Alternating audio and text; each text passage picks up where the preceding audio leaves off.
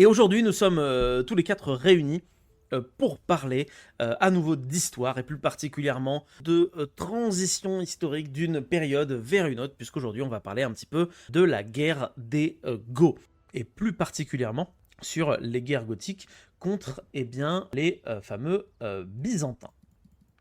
Vous êtes venus ici ce soir, messieurs, d'une part parce que, Franck, toi tu as une culture qui est immense, ça n'est plus à prouver, mais aussi surtout parce que Théo et Seb, vous êtes antiquisants de base, de formation. Alors votre spécialité, c'est pas les Go, Oui, bien sûr, mais vous y connaissez quand même un minimum en monde romain.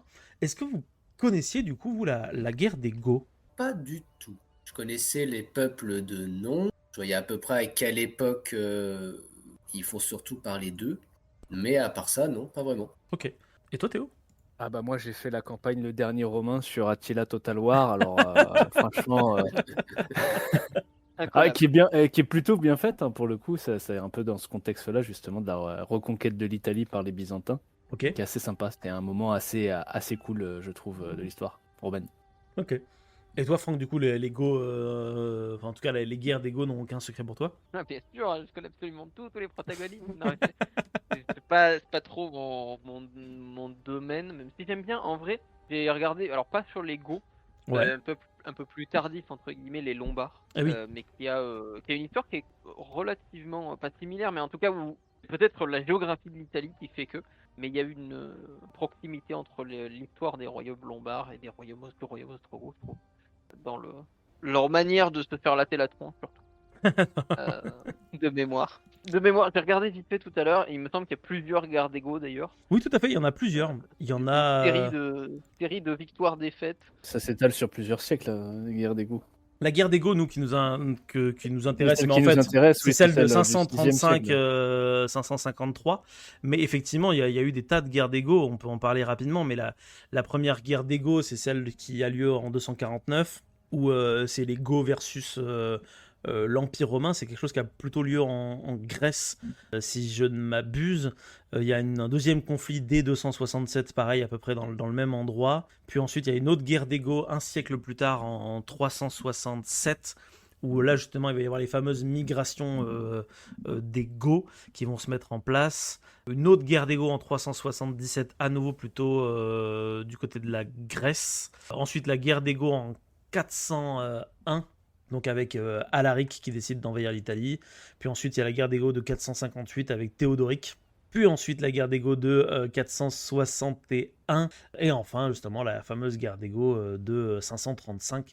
C'est les Ostrogoths de manière générale. Quelques Visigoths aussi, il me semble, si je ne m'abuse, contre l'Empire romain d'Orient. D'ailleurs, en fait, dans les belligérants, je vous ai parlé des Ostrogoths, mais il y a aussi les Alamans, il y a les Francs, il y a, en fait, il y a un peu tout le monde, quoi, qui castagne la gueule sur... Enfin, qui veut se castagner Baston un peu. général. Baston, baston, baston, baston, baston.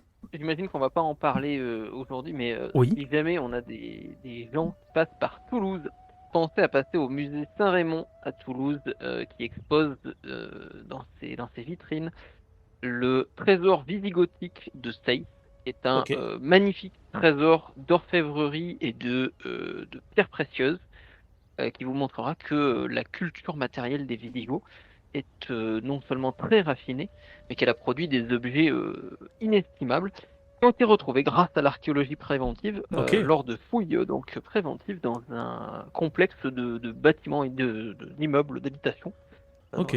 la petite ville de Sey. Et Après, ce sont on... des boucles d'oreilles en or et en rubis, Ok, des waouh. bagues en forme d'aigle insérées de rubis, pareil. Donc c'est vraiment des objets qui sont absolument fabuleux et dont on retrouve des traces déjà dans ce style de culture matérielle. Et tu l'as dit, leur occupation de l'Ukraine, de la région ukrainienne, Ok. qui nous montre que c'est des peuples qui, malgré l'image barbare que certains se font, en fait, on peut le mentionner quand même, on est très très loin chez les peuples germaniques, du barbare de la télévision ou du cinéma. Ce sont des peuples qui sont particulièrement raffinés, au moins autant que les Romains d'Orient ou d'Occident. C'est bien quand même de le rappeler, je trouve, parce que cette image du bon gros bourrin, alors nous on joue dessus, on en rigole parce qu'on sait qu'il y a quand même peut-être beaucoup d'auditeurs qui ne le visualisent pas, Oui, que ce sont des populations qui ont une culture matérielle, qui ont une culture politique aussi, un autre peuple germanique qui vit à côté, qui sont les Burgondes, qui, avant justement que les Ostrogoths ne s'emparent de l'Italie, dirigeaient en tout main l'Empire romain d'Occident, montrant qu'ils sont capables de s'insérer extrêmement bien dans la politique locale et que donc ils ont appris les codes aussi de fonctionnement. De toute façon, en règle générale, tout ce qui est désigné sous le terme de barbare dans l'Antiquité n'a rien à voir avec l'image qu'on a du barbare aujourd'hui, comme le disait notre cher ami. Hein. Donc, que ce soit les Goths ou les autres, le mec avec les gourdins et en slip de peau de bête, vous oubliez. Même de manière Ouais. plus générale, même les mecs en armure, enfin, c'est vrai qu'on a tendance à voir tout le temps l'image du guerrier avec une vague, on ne sait pas trop si c'est une cotte de maille, si c'est une armure d'écaille, avec une vague cervelière un peu dégueulasse. Même, entre guillemets, cette version un peu améliorée du barbare, elle est complètement foireuse. Et Théo, d'ailleurs, nous en parlera peut-être après, mais les armées romaines de l'époque, elles sont toutes romaines. Oui, il y a et tout dedans. c'est bien la preuve qu'il y a une vraie incrustation des Germains. Étant donné que les Goths sont plutôt ariens et que les Byzantins, enfin les Romains d'Orient sont plutôt nicéens, est-ce que vous pensez qu'il y a quand même une notion, en tout cas dans la notion de conflit qui va les opposer, une notion religieuse qui s'applique, ou ce serait anachronique de penser comme ça? Moi, je pense que c'est plutôt anachronique, puisque, comment dire, ces prétextes religieux, c'est vraiment des prétextes qu'on va mettre en façade pour justifier des conflits qui en sont d'une toute autre nature, que ce soit territorial, économique ou autre. Ouais, C'est je suis d'accord avec Théo. Hein. Ouais. c'est Et je vraiment. pense que la base de la base, elle est plutôt économique et territoriale ou autre, et que vraiment le côté religieux, s'il a existé, il est venu se rajouter par-dessus parce que faut bien trouver toutes les raisons possibles quand tu veux justifier, défoncer le quelqu'un, conflit. tu vois. Bah, typiquement, la destruction des Vandales, très clairement, c'est oui, mais en fait, c'est des Ariens, donc ça n'a sans doute rien à voir avec le fait qu'ils contrôlent le passage entre la Tunisie et la Sicile, et Non, donc le commerce avec la Méditerranée occidentale. c'est un Et que ça pur commence. hasard. Oui. Que bizarrement, les Visigoths qui sont ariens, personne n'est jamais allé rien leur dire. Hein. Ils sont passés sous le radar. Donc pour vous, la reconquête justinienne, parce que c'est Justinien qui, si je ne m'abuse, va essayer de reprendre l'Italie, c'est plutôt quelque chose qui est en lien avec une idée d'augmenter son territoire. Il n'y a pas un côté symbolique de reconstituer l'Empire romain quand même malgré tout? La symbolique, il s'en sert pour justifier son action militaire. Ouais, ok. Parce que oui, regardez, c'est la terre d'origine de l'Empire, de Rome, de machin, de mon cul. Donc forcément, il justifie ça pour encourager, je sais pas moi, son armée, son pays, l'économie, et aller dans ce sens-là. Ouais. Maintenant, s'il n'y avait pas, franchement, hein, moi honnêtement, je pars du principe que s'il n'y a pas une carotte économique derrière, les mecs, ils n'engagent pas des armées et des centaines de milliers de ronds dans une guerre juste pour le principe de faut qu'on reconquiert la terre des ancêtres. Ouais. Mais du coup, c'est quoi la carotte économique? Ça, je ne sais pas, mais je suis sûr qu'il y en a une. Je pense qu'il y a quand même je pense qu'il y a quand même pas pour le côté arien versus nicéen, ça je pense que c'est vu la facilité à faire le saut périlleux pour citer pour citer un roi de France des différents peuples germaniques je passe de l'un à l'autre. Je pense que la raison religieuse c'est du grand vent. Par contre, la reconquête de Rome et la reconquête de la péninsule italienne en tant que exploit entre guillemets culturel, même s'il y a des questions économiques, sécuritaires, parce que ça reste un territoire qui est relativement riche, qui va sortir bien dévasté des conflits en question. Je pense qu'il y a aussi quand même ce côté culturel, cette volonté d'être le reconquérant entre guillemets au détriment d'ailleurs, je pense, d'autres objectifs militaires ou locaux plus juteux ou plus urgents. Genre au hasard, hein, mais alors vraiment au hasard, les parcs. Oui, complètement. Ouais, mais les Parthes, ça fait 5 siècles qu'ils les emmerdent, alors après, ça Oui, l'aspect de reconquête du monde romain est quand même très très important, ne serait-ce que pour l'image de l'empereur en tant que tel, mais aussi parce que en fait, durant toute l'histoire européenne, les grands dirigeants ne vont avoir de cesse que d'essayer de se mettre en tant que en avant en tant que nouvel empereur d'un empire romain Oui, depuis comme on l'a longtemps dit tout à l'heure, disparu, avec effectivement. Ouais. Charlemagne, Saint- etc. quoi. Saint-Empire romain germanique, oui, Charlemagne, Saint-Empire romain germanique et tout le tralala, oui, ça va Oui, voilà. pas, on est d'accord. Ouais, ça va durer un Les petit Russes, moment, tout le quoi. monde, hein. Tout le monde. Tout le monde à Exact. chaque fois, C'est tellement imprimé dans notre culture que si on veut incarner le gros bonhomme, quoi, le gros chef, bah, faut se définir en tant que D'ailleurs, successeur de Hot l'Empire romain, quoi. take. Est-ce que c'était bien intelligent de tenter de reconquérir la péninsule italienne et se remettre au milieu de tout le bordel avec les Germains, vu la finalité du truc, et pas Bah, on juste de connaît. se concentrer sur la Tunisie, la région de Carthage à l'époque, et ses greniers à blé, afin de sécuriser un passage économique et maritime. Ouais. C'est comme tout, hein, en connaissant la fin, effectivement, c'est facile oui. de juger, quoi. Mais Ah, j'imagine mais qu'il y quand avait tu reviens tellement au bout de la de 6e facteurs. fois, tu sais que c'est long. Oui, Tu vois, tu ça vois, a été c'est comme 15 ans au bout du Vietnam, tu sais que bon. exact. Bon. Mais en fait, moi, ce que j'aime bien dire aussi, c'est que le pire ennemi des Romains, bah, c'est les Romains. C'est-à-dire qu'il y a plein de dissensions, de rivalités entre enfin, dans le, comment dire, Dans les différents entre camps et les tout, généraux bien sûr. romains, etc., qui font que, en fait, là où Bélisère, qui était le premier à arriver et qui Et on en était parlera ultra d'ailleurs. efficace, bah, il a créé plein de jalousies avec des rumeurs de complot, etc., qui sont peut-être avéré ou pas, hein, ça n'a jamais été prouvé, mais bon, si l'histoire retenait que la vérité, ça se saurait. Mais du coup, c'est sans doute les dissensions romaines qui ont plus, comment dire, mis du plomb dans l'aile de la reconquête italienne que véritablement autre Ouais. chose. Enfin, bien sûr, Mais il les y avait choses, des ennemis en face, hein, et évidemment. Ouais, Mais il y a comme des ennemis d'habitude, quand même Les Romains sont très doués pour se mettre eux-mêmes des bâtons Dans dans les les roues, roues. quoi. Mais d'ailleurs, j'en profite pour relancer un peu. Tout à l'heure, on a quand même dit que les Ostrogoths, c'était quand même un royaume qui était très romanisé. Est-ce que dans cette guerre Ostrogoth versus Romains d'Orient, on y voit beaucoup, je trouve, encore une fois, pareil, hein, dans la culture populaire, quelque chose de plutôt conflit de civilisation entre d'un côté les barbares germains et de l'autre les Romains, mais en fait, est-ce qu'on n'est pas plutôt carrément sur une forme de guerre civile, d'une certaine manière, avec cette idée de Justinien de reprendre justement symboliquement le pouvoir à Rome, la Rome, quoi, d'une certaine manière. Profitant de bah, la mort de alors, Théodoric, d'ailleurs, si je ne m'abuse. je ne sais pas si on peut parler de guerre civile, mais je suis prêt à parier qu'il y a des Ostrogoths dans le camp de Justinien qui se battent avec lui contre les autres. Ah Non, oui, mais ça, ça, sérieusement, c'est j'en ai même certain, pas c'est compris. certain, ouais. De là à dire guerre civile, pas vraiment non plus, parce qu'il y a quand même un eux et un nous bien définis. Oui, Ouais, bien C'est pas sûr. non plus un conflit de civilisation. Mais par C'est exemple, ni l'un ni l'autre. en termes de tactique, de tactique militaire et tout, enfin, ils ont à peu près les. Moi, je les imagine comme ayant à peu près les mêmes tronches, en fait. il y a probablement des similitudes. Oui, il y a des grosses similitudes. Ne serait-ce que déjà tout l'Empire tardif, l'art de la guerre romain, en fait, va un petit peu s'inverser. C'est-à-dire que jusqu'à présent, les barbares s'inspiraient des tactiques de guerre romaines et les Romains, au final, ils vont finir par acquérir l'équipement des barbares avec notamment les boucliers qui vont passer de la forme de tuile à la forme lenticulaire, qui est typiquement barbare pour le coup. Ouais.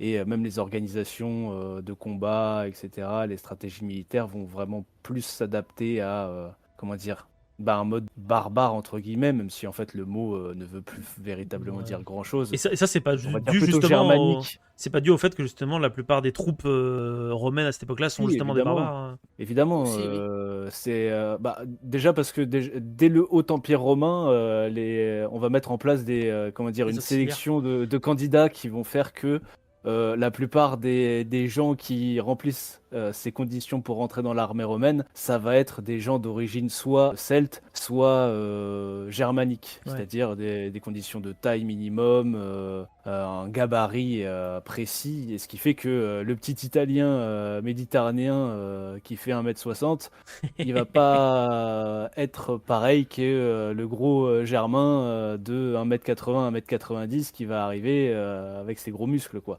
Donc rien qu'au début de l'Empire romain, ce changement-là, il va se faire sentir, et la quasi-totalité des légionnaires durant l'Empire romain, avant même hein, l'époque tardive, va être d'origine autre que l'Italie Ouais. de base. Ça va très vite, comment dire, changer, quoi. En plus de ça, t'as tout le fait que sur l'Empire romain d'Orient, tu l'as évoqué tout à l'heure Théo, hein, le problème c'est qu'ils sont tellement tous en rivalité, les familles les unes avec les autres, que dès que tu as un changement d'empereur, même au sein de la même dynastie, vu qu'il faut absolument qu'il pose sa marque pour avoir l'air puissant, ils ont tous la réformite aiguë. C'est-à-dire qu'ils réforment systématiquement toute l'armée. Parfois, ça sert strictement à rien. Ça coûte des sommes colossales. Surtout que l'empereur d'après va complètement abandonner la politique de son prédécesseur. Il y en a un qui fait des forteresses en pagaille, histoire de fortifier sa frontière orientale, et puis l'autre qui dit ouais non, finalement, on va faire des gros packs d'armées. Putain, j'imagine Donc, les conseils des c'est- ministres des mecs. On n'a plus de sous, ouais, c'est pas grave, faites des forteresses. J'ai dit. Ouais. Ah mais c'est fabuleux hein, quand tu lis C'est- J'en ai écouté hein, la dernière fois sur justement sur l'Empire romain d'Orient et c'est vraiment c'est fabuleux le niveau de réformite il est à ce stade-là de la maladie je veux dire on est au-dessus de la République française tu vois c'est c'est pire que des libéraux en France quoi c'est vraiment c'est il faut réformer pour réformer. Bah Ouais. écoute, au IIIe siècle, à Rome, c'était les. Enfin, et à Rome et dans l'Est de l'Empire, c'était les concours de popularité au sein des armées pour savoir qui c'est qui serait empereur. Après, c'était un autre style. Bah, ce qui est sans doute arrivé également pendant la guerre des Goths, hein, puisque de mémoire, il me semble que dès qu'il y a un général qui est un peu victorieux, ses soldats vont très vite commencer à l'acclamer empereur. Donc, Et c'est ça, aussi ce qui c'est pose une des problèmes, tradition. quoi. C'est une vieille C'est-à-dire tradition. que la plupart du temps, c'est le général qui va donner les sous. Donc, Et ouais. quelque part, les soldats Ouais. vont rarement mordre la main du maître victorieux, en tout cas, qui les nourrit, quoi. Bah oui, c'est normal. Vous deux qui êtes antiquités, est-ce que finalement, cette histoire de problème de succession, d'absence de règles de succession dans l'Empire romain, Mhm. est-ce que c'est pas le péché originel de l'Empire romain en tant que tel? Alors, Absence de règles de succession. c'est pas qu'il y a une absence de règles, c'est que ils font tout pour pulvériser les prétendants au titre. Donc forcément, au bout d'un moment, quand t'as plus de lien du sang ou lien matrimoniaux ou quoi aux caisses, bah après t'as plus de règles. Oui, et puis au-delà de ça, c'est peut-être aussi l'époque qui fait que ça rend la chose plus compliquée. C'est-à-dire que pendant l'Empire romain, il y a eu plein de moments où les successions se sont très mal passées, c'est sûr. Oui. Elles ont Ah oui, été oui, oui, préparées oui, par oui. très peu d'empereurs et généralement, quand elles ont été préparées, les successions, tout s'est bien passé, à peu de choses, Euh, à peu de là, choses avec le près, premier sauf empereur de commode. Rome, il en a chié hein, pour côté Oui, succès. Là. oui, oui. Mais Et par exemple, ils se sont retrouvés avec Tibère, qui était un espèce de psychopathe fini, qui voulait surtout pas régner, mais bon, qui s'y retrouve là quand même.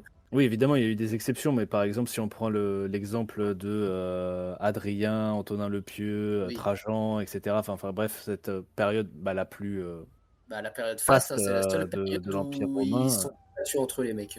Ouais, il y a aussi eu un petit peu au moment de la tétrarchie où ça s'est plutôt bien passé pendant les premiers temps et après ça s'est vite cassé la gueule. Mais déjà parce qu'en fait, je pense qu'il y avait une différence culturelle des deux parties de l'Empire qui s'est accentuée au fil du temps et qui fait qu'au bout d'un moment, la division était inarrêtable, entre guillemets, dans un monde. Enfin, pas oublier qu'on était durant l'Antiquité, donc à cette époque-là, les moyens de communication étant ce qu'ils étaient. Et l'Empire romain étant aussi gigantesque qu'on le connaît, c'était très compliqué d'administrer quand même cet empire-là, surtout avec des invasions, Bien sûr. des problèmes politiques dans tous les sens. D'où la Et vas-y séparation en qu'il y a des deux. barbares qui arrivent ici, et vas-y qu'il y a d'autres barbares qui arrivent là-bas. Eux, c'est des francs, mais eux aussi, ils disent qu'ils sont francs. Eux, c'est Et des puis francs saliens, et après, il y a des francs je sais pas quoi. Du coup, les mecs, ils sont un peu paumés. Et forcément, La il y a géographie aussi aide pas. puis la les géographie sécessions. aide pas, et puis tu as une grosse partie des élites romaines qui vont garder cette vision très mégalomane en mode nous on est romains de souche et dehors les bouseux, quoi. Ça va causer aussi des problèmes, comme Mais et dans puis tout temps, et puis les sécessions, parce que enfin, évidemment. dès le IIIe siècle après Jésus-Christ, d'ailleurs, moi je suis toujours étonné de voir que l'Empire romain il a perduré au-delà du IIIe siècle, parce qu'en fait, le IIIe siècle pour moi c'est vraiment le début des problèmes, quoi. Alors malgré la Ouais, bien sûr. tétrarchie, malgré les tentatives de faire un peu des trucs pour stabiliser un peu la baraque, concrètement dès le IIIe siècle ça se casse déjà la gueule méchamment. On en parlait, il y a déjà des invasions, des sécessions, des populations qui savent plus très bien si elles sont romaines ou pas aux caisses. Ouais, là, c'est là qu'on voit que la puissance de l'Empire romain était avant tout culturelle, c'est-à-dire que malgré le fait que tout se passe très mal d'un point de vue politique, le monde romain garde un semblant de, comment dire, de stabilité ou de cohérence, en tout cas géographique, pendant une très très longue période. Mm. et même une cohérence géographique qui va se maintenir à la chute de l'Empire romain avec tous les royaumes qui vont se fonder, Bien sûr, etc.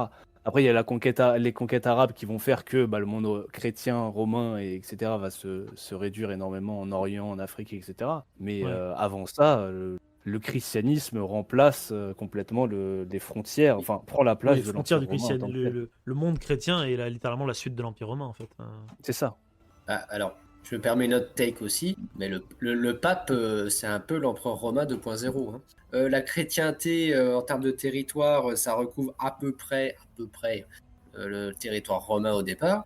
Le gars, il a tout fait pour essayer de s'en accaparer l'image et le pouvoir. Après, vu à quel point il se fait systématiquement latter les roustons par tous Oui. les peuples qui passent à proximité, Oui, oui, est-ce oui. que c'est un succès ou pas? Ça, c'est une autre question.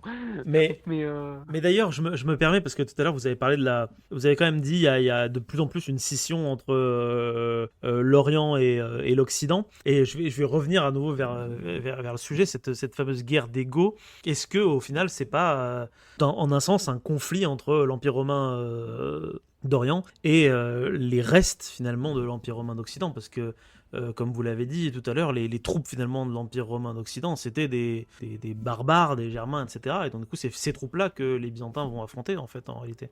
Moi, je pense que oui et non, dans le sens où oui, c'est une sorte de... l'Est, l'Orient est relativement bien défini, l'Orient romain. L'Ouest l'étant beaucoup moins, parce qu'il y a différents royaumes, chefs, etc. Oui, il n'y a qui pas sont une quand même les entité, ouais, bien sûr. Ouais. héritiers de l'idée de la pensée romaine. Mais je pense qu'il est encore... c'est suffisamment frais pour que, comment dire, la légitimité de l'empereur, enfin, de ce qui reste de l'Empire romain d'Orient soit... Enfin, alors, j'ai elle est perdu pas le fil de ma contestée. phrase. Mais en gros, Elle voilà, n'est pas contestée. Hein. elle n'est pas Très contestée, clairement, voilà. les Ostrogoths, comme d'ailleurs certains Lombards par la suite, reconnaissent l'autorité de l'empereur d'Orient, qui est Sur l'empereur de Rome, tous les Romains. ok, ouais. En tant qu'autorité Symbolique, au moins. Oui, symbolique. Ouais. notamment dans Il la lui prête monnaie d'ailleurs. allégeance, hommage et tout ça. Ah ouais, dans la monnaie. La monnaie, ça se voit dans la monnaie, ouais. Les monnaies, par exemple, en Italie, sont Alors, avec la pas tranche tout le de... temps, mais en fait, pendant une bonne partie, enfin, en tout cas pendant tout le début, je ne saurais pas dire jusqu'à quand, malheureusement, mais la plupart des chefs et rois germaniques d'Europe de l'Ouest vont frapper monnaie en mettant en avant l'empereur d'Orient Ok. sur cette monnaie. Et justement, en fait, va y avoir ce moment où les chefs d'Occident vont commencer à ne plus le faire et à frapper monnaie à leur effigie. Et c'est Ok. aussi le moment, ça va correspondre au moment où ils vont un peu se foutre sur la gueule, évidemment. Mais quoi qu'il en soit, la guerre d'ego, c'est les Byzantins qui vont la gagner après plus de 20 ans de conflit entre les Byzantins et les Ostrogoths. Moi, je connais pas grand-chose en tactique militaire ni en stratégie, mais pourquoi c'est les Ostrogoths qui ont perdu? Parce qu'on a effectivement une arrivée massive quand même des Byzantins qui arrivent à faire victoire militaire sur victoire militaire, puis ensuite il y a une grosse phase de défaite, et après finalement, pouf, c'est les Ostrogoths qui perdent avec la destruction totale de leur royaume. Ça pourrait s'expliquer à travers quelle cause, ça? Les dissensions politiques, hein, comme chez les Romains. Dissensions politiques ouais, chez les ça- Goths, rois faibles, etc. C'est vrai que la mort de ouais. Théodoric déjà entraînait pas mal de problèmes, mais Puis en plus, on parle pas sur ces entités politiques-là de la fin de l'Antiquité, du début du Moyen-Âge. On parle pas d'États constitués modernes comme on les pense aujourd'hui. ouais. La mort d'un roi peut provoquer l'effondrement d'un empire tout entier, hein, CF les 1, qui domine absolument quasiment toute l'Europe pendant quoi 20 ans. Puis Attila meurt et hop là, ça va le dingue. Ouais. C'est des entités politiques qui se reposent sur des réseaux d'alliances, parfois personnels, entre des clans ou entre des tribus ou entre des individus même, de pouvoir. Et que donc la mort ou le mariage ou la naissance d'une seule personne peut complètement faire pivoter ces alliances-là. Deux, ça fait pas non plus tant de temps que ça qu'ils sont dans la région, même s'ils sont relativement implantés. Ils n'ont pas la même histoire dans la région que d'autres peuples. Il n'y a pas de concept de nation. Ouais. Donc tu peux pas rallier les gens en disant oui, on va se battre pour le royaume des Ostrogoths. Tout le monde s'en branle. Faut être clair, le roi Ostrogoth ou l'empereur d'Orient, de toute façon, tu seras taxé pareil. Hein. Donc, Ouais, effectivement, ouais. il n'y a pas la motivation moderne qui existe aujourd'hui. Ouais. Ouais, exact. Et j'ai omis un détail, il y a aussi les Francs qui vont faire un sacré coup dans le poignard Oui, dans il me le semble dos qu'il y a une aux trahison. Ostrogoths Ouais. de mémoire. Oui, oui, oui, oui. Ouais. Les Ostrogoths vont aller les voir en mode ouais, est-ce que vous pouvez nous aider face aux Romains, tatati tatata. Et les Francs ils vont faire ouais, ouais, vous en faites pas, on vient vous aider. Grosse T'inquiète. solidarité. Par contre, on aimerait bien choper la Provence si on vous aide et que vous en sortez. Et les Ostrogoths, ils ont fait nickel, vas-y, on deal. Et les Francs, bah, ils ont pris la Provence et ils sont jamais allés les aider. De mémoire, ils ont tenté de rentrer en Italie, se sont pris une peignée et ils ont Ouais, ils fait sont ouais, mais en repartis. fait, Finalement, on ne flemme. vient pas. Ouais, voilà. En gros, ils ont fait bah, on prend la récompense et on participe pas tellement, hein. Bah, de toute façon, hein, les Mérovingiens. Ouais. Pareil, très chers auditeurs et auditrices, si vous aimez les histoires de vengeance, de trahison, de jeux politiques à la Game of Thrones, la politique mérovingienne est faite pour vous, hein.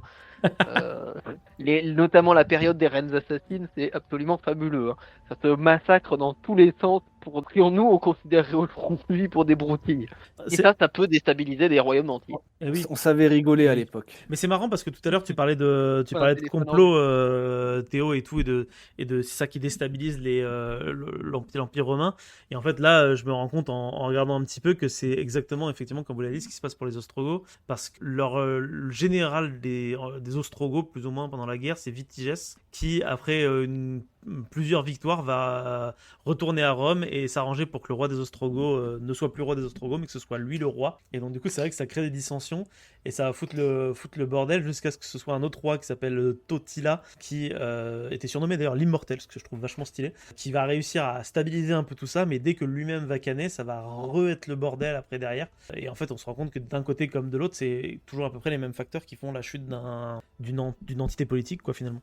Même chez les plus grands empires, hein. Je veux dire, les Macédoniens, hein.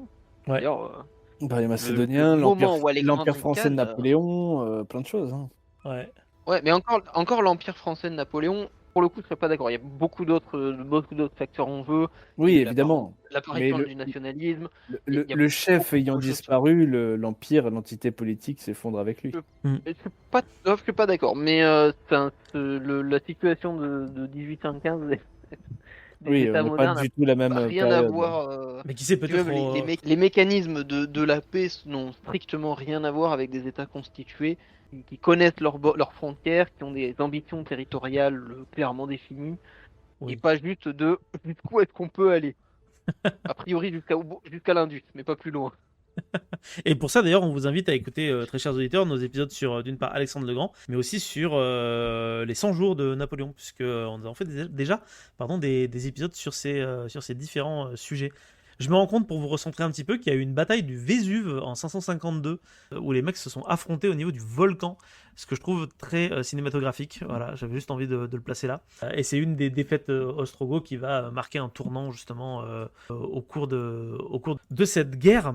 Puisque oui, la guerre va finir par se terminer, du coup, comme on l'a dit, après près de 20 ans, donc en 553, soit donc un an après, justement, la bataille du Vésuve. Puis ensuite, ouais, c'est ça, le dernier roi ostrogoth, il me semble qu'il s'appelle Théias, est vaincu et tué par le général byzantin Narsès durant la bataille donc du mont Lactarius. À partir de ce moment-là, les Romains d'Orient purent se réinstaller en Italie Et et profiter de la paix et jusqu'à la fin des temps. Et 10 ans plus tard, les Lombards. C'est ça.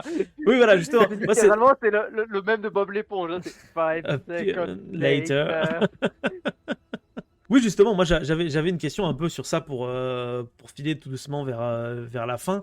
C'est quand même une guerre qui a l'air d'avoir duré extrêmement longtemps, qui a l'air d'avoir été extrêmement coûteuse, aussi bien d'un côté finalement que de l'autre, même si bon, un côté ils ont perdu et ils ont cessé d'exister. Mais au final, ça a l'air d'être une guerre qui a considérablement ruiné un petit peu l'Italie. Et j'avais envie de dire, alors ça sera peut-être encore une fois anachronique, mais c'est pour vous faire parler, hein, vous vous en doutez. Est-ce que c'est pas aussi un petit peu à cause de ça que pendant très longtemps, par la suite, au Moyen-Âge, etc., jusqu'au 19e siècle, on va avoir une Italie qui va être très fragmentée politiquement parlant, parce qu'il n'y a pas eu d'entité qui a réussi à s'installer après Rome, finalement, sur une durée réellement longue. Non. Non. Ok. Je mettrais pas cet événement-là comme. Et alors, sans doute que ça participe à l'affaiblissement local, mais des royaumes d'Italie, il y en a eu ensuite, les grands, hein. Le royaume d'Italie en tant qu'Italie, d'ailleurs, c'était une invention des Francs. Ok. Et après, Prenez la ça dans conquête votre gueule, les russe, Italiens. ça là, hein, voilà. Non, mais c'est les Carolingiens qui établissent un royaume d'Italie qui va exister à plusieurs reprises, qui va être incorporé dans le Saint-Empire romain germanique. Et après, il y a eu plein de processus un peu longs, un peu complexes, avec par moments des dynasties qui semblent prendre le pas sur les autres. Mais comme il y a beaucoup de villes riches en Italie et que dont un certain nombre d'entre elles vont développer petit à petit, soit par la rébellion, soit par des contextes locaux, des systèmes républicains, qui se basent sur une élite urbaine, ça va amputer, entre guillemets, la possibilité de réellement conquérir l'Italie. C'est-à-dire que quand tu as plein de cités très riches, avec les moyens de se payer des mercenaires partout, c'est Ouais. difficile de juste marcher sur le voisin. Surtout que comme c'est des villes, ça veut dire qu'il y a des murailles, ça veut dire qu'il faut faire des sièges qui sont longs, coûteux et qui la plupart du temps ne marchent pas. Donc en vrai, non, il y a tellement plein d'autres facteurs Facteur, que la ouais, bien sûr. divinité italienne que... Petit détail, parce que on a évoqué les Lombards qui sont genre arrivés 5 minutes Moi, après justement, j'allais que te les faire autres rebondir Mongols dessus. soient- Vas-y, vas-y. Ah bah, on peut rebondir sur les Lombards. J'ai découvert récemment qu'ils avaient employé des mercenaires bulgares avec eux dans leur conquête Ok. de l'Italie et que pendant quasiment 2 à 3 siècles, il y avait des villages bulgares dans le nord de l'Italie Eh ben. avec une langue bulgare et tout, hein, la totale. Ok. Les mecs, ils étaient là, ils étaient posés. On a eu un lopin de terre, on est resté. C'est Et hyper sinon, intéressant comme anecdote. Et un petit mot sur les Visigoths, même s'ils font pas partie des guerres gothiques. T'as dit tout à l'heure, t'as parlé un petit peu d'eux sur Oui, les tout à fait. Swann, Oui, qui vas-y. fait un petit peu péter la gueule. Et puis pendant que certains partent, d'autres arrivent. Et justement, on va parler de ça pour terminer, parce que la fin de ce conflit, on l'a dit, c'est les Byzantins qui prennent le contrôle du territoire de la péninsule italienne. Mais quelques années après, tadam, il y a d'autres personnes qui débarquent. Et assez rapidement, du coup, les Byzantins vont être mis en déroute. Tu voulais peut-être rapidement nous parler de cette chute, finalement, ce twist, ce retournement de situation, Franck? Après, Ça s'avère être conclusion de c'est vieux. certaine Entre manière. guillemets, c'est vieux. Un peu vieux comme le monde. C'est-à-dire que bah, les Byzantins ont tellement, je pense, mis d'efforts dans la reconquête de l'Italie. Ils ont tellement perdu de soldats, perdu d'argent. Et au final, pour ne pas réussir à contrôler certains points névralgiques qui ne sont pas encore anticipés comme névralgiques, mais les cols alpins, hein, le contrôle des Alpes, l'Italie est dépendante, une fois que tu as passé les Alpes, même si les Apennins peuvent servir de ralentisseurs, Ouais. pour le dire comme ça, une fois que tu as passé les Alpes, fini. C'est d'ailleurs bien pour ça que toute l'histoire d'Hannibal, c'est de passer les Alpes avec ses éléphants.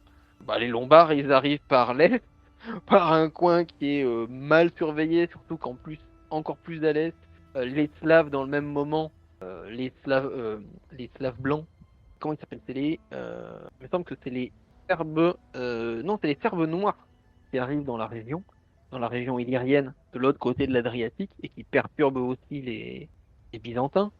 Dans le même temps, tu as les Lombards qui descendent par les Alpes à l'est, par qui est aujourd'hui l'Autriche, et qui font main basse sur une région moins bien défendue, alors que les Byzantins sont de mémoire occupés ailleurs. Et Toujours occupés ailleurs, hein, les Byzantins. Ils Bah, se font de un toute peu façon, marâtres par tout le monde. c'est ce que je disais tout à l'heure aussi, c'est-à-dire que est-ce que finalement c'était une bonne idée d'aller s'enfoncer dans un territoire, dans une péninsule italienne, dont il sera très compliqué de contrôler les accès sur le continent, parce que ça veut dire contrôler les Alpes.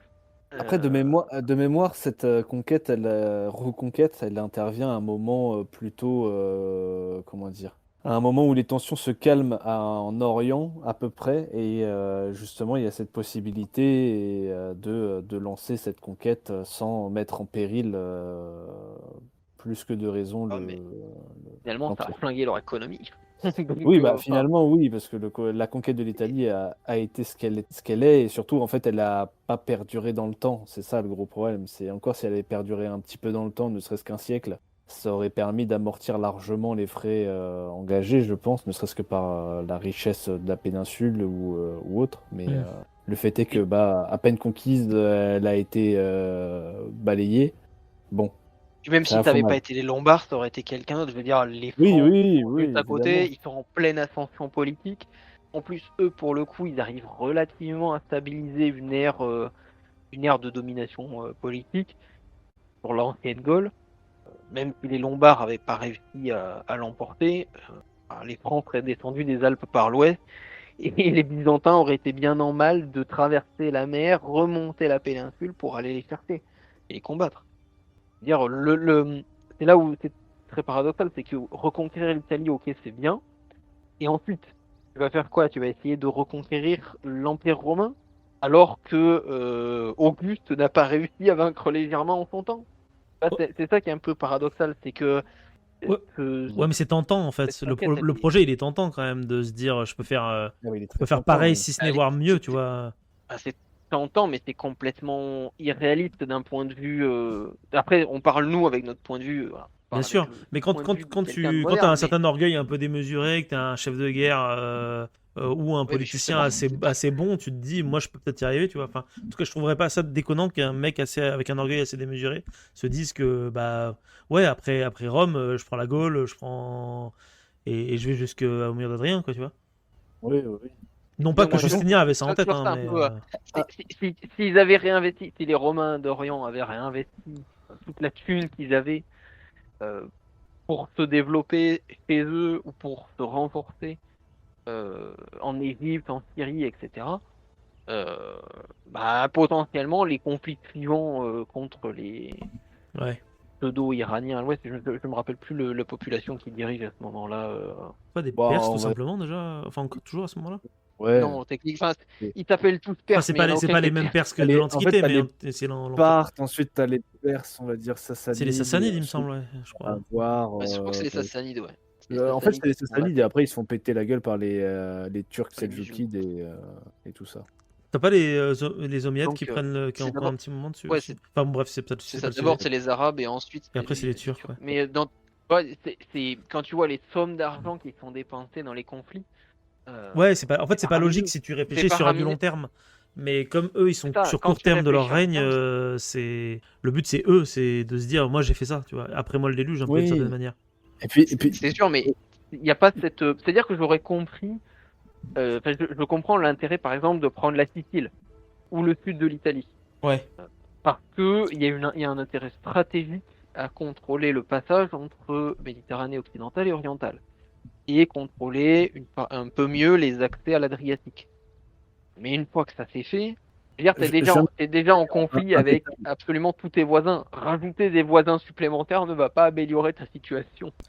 c'est Ouais, vrai, mais je me rappelais aussi un détail, c'est que Justinien aussi, il a connu une grosse révolte dans sa capitale et qu'il a aussi à cœur de comment dire de légitimer sa place en quelque sorte avec justement cette image très importante de reprendre le siège originel enfin Rome quoi, la ville de Rome et la péninsule italienne, etc.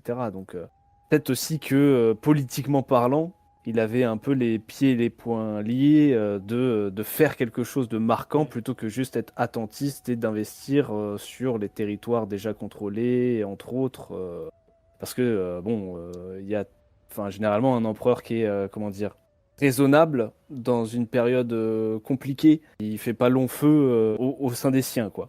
Et ça, c'est vrai que c'est un peu quand même le... Le fameux péché Encore une originel, fois, en fait. cette division politique, ces divisions politiques et cette... C'est logique cette d'état unité à carnivore, en toujours fait. être, Il faut toujours ça, des d'être conquêtes, toujours en des choses conquête, pour alimenter justement l'empire et Et- ses besoins de richesse, quoi.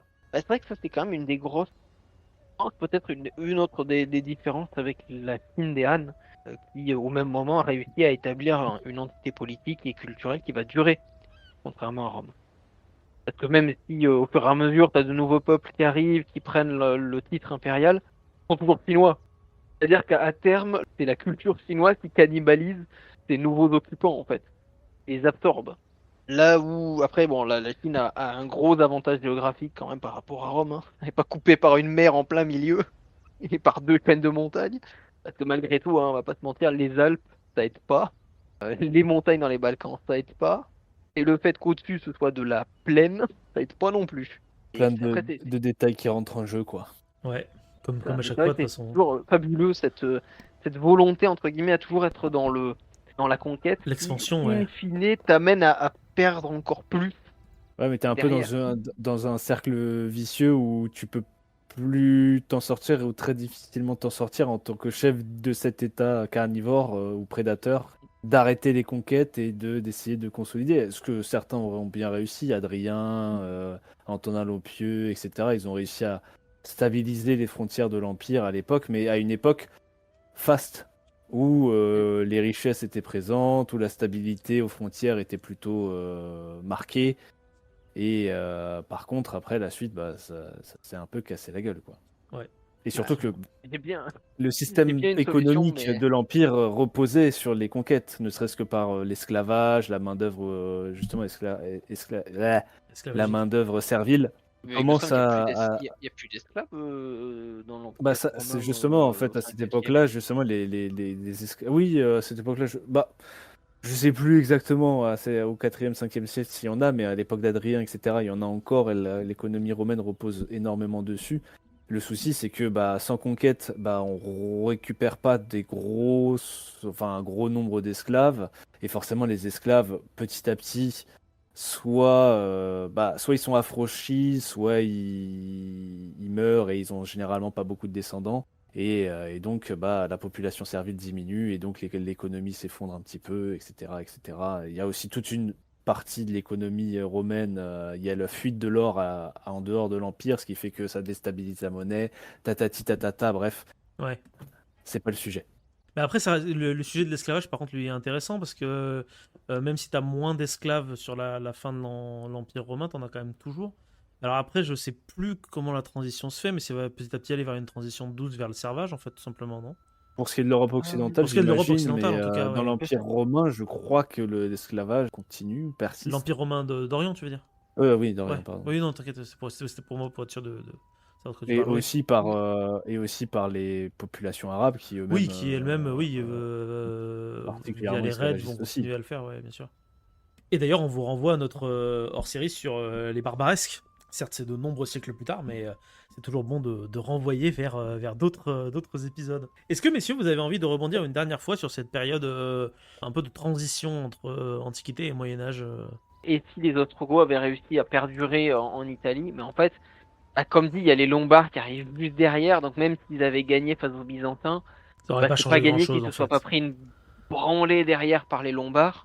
Ouais. Oui, Après, complètement, hein. ça aurait diminué l'influence des Byzantins sur l'architecture En sur Sicile et l'architecture en... paléo-chrétienne de la Ouais. fin de l'Antiquité en Italie. Et oui. Oui, Les carrément. cours Ouais, faut les cours d'architecture médiévale. pas oublier, hein, c'est important quand même cette influence-là. C'est vrai, En ouais. plus, il ne faut pas non plus oublier que comment dire, l'influence byzantine va quand même perdurer en Méditerranée durant une très grosse partie du Moyen Âge, Bien sûr, ouais. jusqu'à ce que les Normands viennent foutre un peu le bordel à leur tour en Méditerranée. Mais il y a pas mal de bastions byzantins qui restent, que ce soit en Espagne, en Sicile, au sud Oui, de ça reste une culture l'Italie, prédominante etc., quand même dans hein. toute la Méditerranée, malgré tout. Oui, bien sûr. Ils vont pas avoir de grands territoires comme à l'Empire romain, ils vont avoir ces petites cellules, ces petits comptoirs sur les côtes, entre autres, qui vont permettre de faire perdurer de la culture romaine et Je byzantine. viens de penser, mais il me semble que les Ostrogoths contrôlent Rome directement. Même si leur capitale est à Ravenne, il me semble qu'ils contrôlent Rome. Normalement, Oui, oui, oui, ils oui. contrôlent Rome. Bien Mais sûr. après, ça va Donc, être repris c'est- par les Byzantins, puis mais reperdu, puis justement, repris. C'est le bordel. je pense que l'une des différences majeures peut-être qu'il y aurait pu avoir, c'est que si Byzance ne reprend pas pied en Italie, ça veut dire que quand les Lombards s'emparent de l'Italie, le pape a moins de pouvoir, puisque le pape a quand même beaucoup joué sur les difficultés de conquête des Lombards, la résistance byzantine, tout ça, autour de Rome notamment. Et la région autour de Rome a eu un espèce de... c'est la base de ce qui sera plus tard les États pontificaux, de mémoire, commence à fermenter à partir de justement de cette reprise byzantine. Potentiellement, sans les Byzantins, ça veut dire que les Lombards s'emparent directement de Rome et que donc le pape se retrouve entre guillemets directement sous la houlette des Lombards. Donc Ouais, avec bien sûr. peut-être des répercussions derrière sur l'histoire des Carolingiens, sur même peut-être sur l'existence du Saint-Empire romain germanique. Effectivement, ouais, c'est vrai. Drama. Uchronie. Bah, Ah mais en vrai, Uchronie sur l'absence d'un Saint-Empire romain germanique, là ça a des conséquences absolument gigantesques. C'est Mais, vrai. Mais ce sera pour une autre Oui, parce fois. que cet épisode ne va pas faire 5 heures. Hein.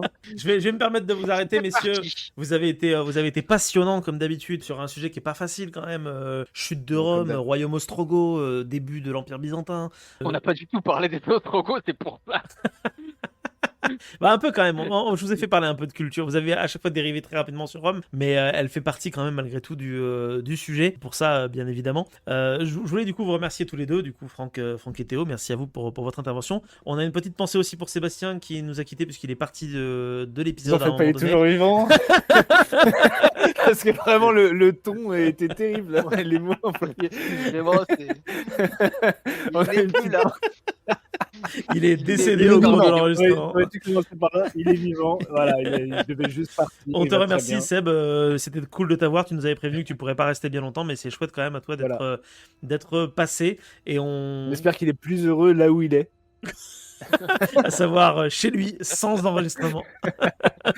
Si vous souhaitez également participer à notre petite causerie, rien ne vous empêche de le faire dans les commentaires de cette vidéo, tout en restant bien évidemment courtois les uns avec les autres. Et si vous souhaitez découvrir d'autres sujets, il ne vous reste plus qu'à vagabonder un petit peu partout sur cette chaîne, parce qu'on y parle un petit peu de tout et surtout un petit peu de rien.